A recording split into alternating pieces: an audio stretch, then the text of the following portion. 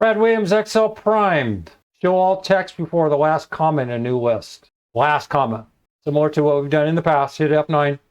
Hit F9. And I'm going to center this to make it easier to read. When you're dealing with this Office 365, the layout is a lot different than the desktop. More crunched up.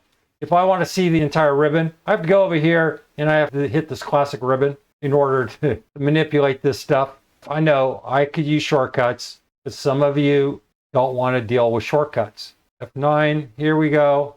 We have this show text before last comma, and then show text before last comma, but one. Remember how that works? We're using the negatives.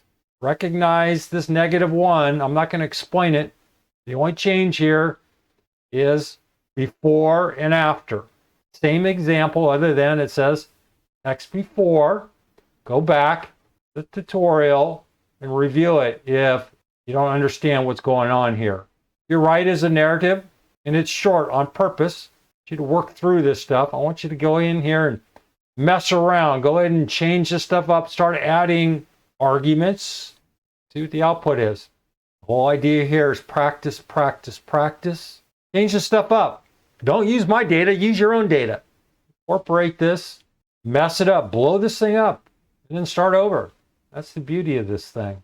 Brad Williams, Excel Prime. Hope that helped.